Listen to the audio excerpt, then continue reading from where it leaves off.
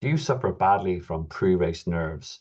So they wake up a race morning and the butterflies are going crazy in your stomach, and your legs feel like lead. And at the end of the day, even though you got through the race, you don't think you did yourself justice. Well, you're not alone. We call this the pre-race jitters, and it's something that affects beginner athletes to seasoned pros. So in this video, I'm going to go through 8 hints and tips and strategies I've learned over time that help me get those butterflies under control and help me smash my race day. Tip number 1 is about the lead up to race day, where it's getting close and you get a little bit more and more nervous. Step back and remind yourself of your why you took on this challenge. Everyone has a why and a reason why they've suddenly hit that register button. Was it because you want to dedicate this race to a loved one? Was this to inspire your family or your friends, or a personal challenge? That hasn't changed. All that changes is how close you are to actually realizing that goal. So zone in on that and take energy from that why. Tip number 2, and again in the lead up to race day, acknowledge how far you've come. Look back at your training logs, your training diary, and sort of see, like, 6 months ago, I couldn't run 5K. I couldn't swim a length of a pool. And now, in the last few weeks, where you're peaked in your training, you're knocking out 16, 20K runs, whatever it is, or swimming 2.5K in the pool. That shows you have progressed. You just need to remember that when you're actually trying to deal with your nerves. As part of your race day prep, have a race strategy, and in that race strategy, have A, B, and C goals. A, if the stars align and you have your perfect race and what time you could hit, where you would place. B, if a couple of minor things go wrong, lose a bit of nutrition, or sort of you have a much slower swim than expected, but again, a different time, a different target. And a C goal, if something big happens, you have a mechanical, you lose all your nutrition, your C goal is just to get there. This helps you kind of reduce the stress, as in like, oh, I have to go under 12 hours, 13 hours, or 6 hours, depending on what distance you're aiming for. And it'll allow you still enjoy the race, no matter what the race day throws at you. Write it down, and we'll talk about this, and this will help the nerves when we talk about on race morning. Tip number 4 in the lead up to your race is research, prepare, familiarize as much as possible. In your taper, you'll have lots of time in your hands, and this is where your mind plays tricks on you and you get the nerves build up. Read up on race reports, look at YouTube videos of the race course preview, read the athlete brief, map out your logistics. This will keep your mind occupied and also reduce any stresses of getting lost on race day morning because you didn't know where you had to, was it sign in, what day you need to register, etc. Everything you can do in advance to prepare and reduce those nerves will help you on race day. So it's race morning. Now the butterflies are really going at it. But again, we have things we can do to keep them under control. First tip is stick to your routines. Have mapped, according to your race day strategy, what time do you need to get up? What time do you need to eat breakfast? Stick with the breakfast you've known. What's your typical warm-up routine? What's your typical stretching routine? Stick to that. The familiarity will sort of remind you, this is something that I have trained and prepared for weeks and weeks in advance, prior, and it will allow you just get into your zone. Tip number 2 is stick to your plan.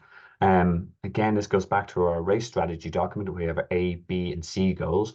You should have kind of numbers, paces, target times, etc. written out, your nutrition plan written out. And again, stick to that. There's a level of comfort and almost mechanical. I just go, right, I have to eat at this time. I need to, turn this way on the bike, etc. It almost keeps your mind so occupied, it reduces the nerves. And again, that's where our A, B, and C goals come in, as in, if something does go wrong, it's not a catastrophe.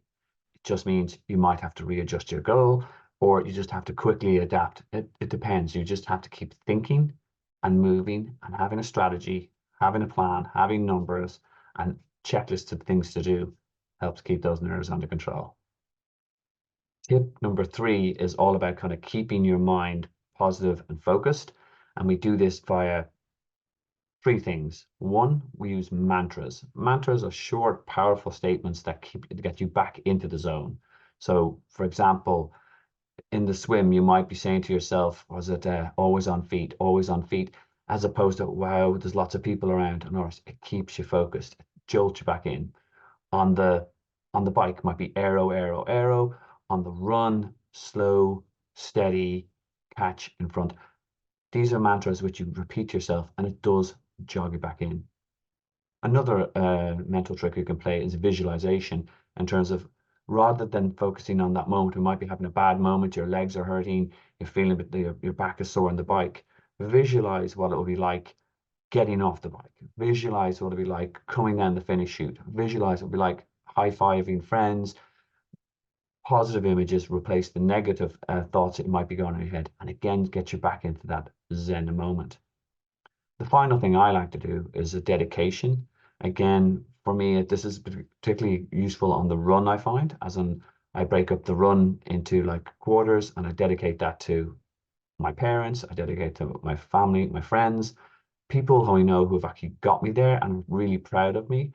So rather than sort of go, oh, I'm stopping, I go, there's no way I'm stopping. This 5K is dedicated to my mom.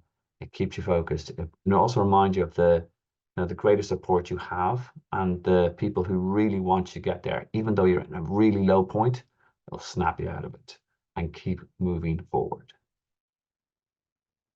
My final tip is, and it might sound really simple, but smile and be positive and think positive. This racing, one of my athletes described it perfectly. He said, racing is my reward for all the hard work.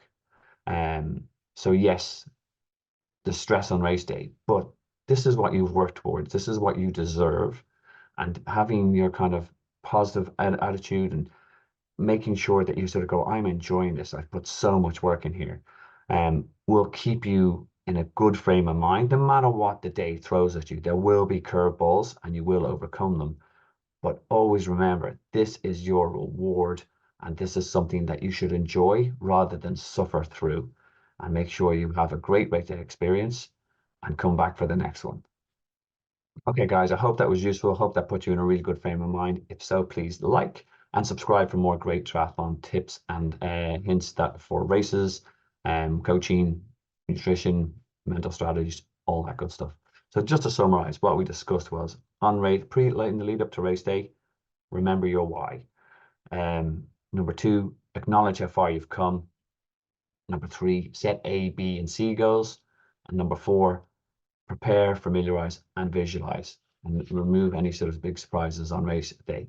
Race day, stick to your routines.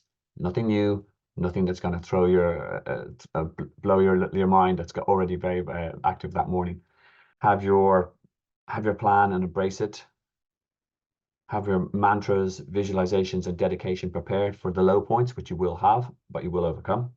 Smile, be positive. This is your day. Go out, smash it, and best of luck.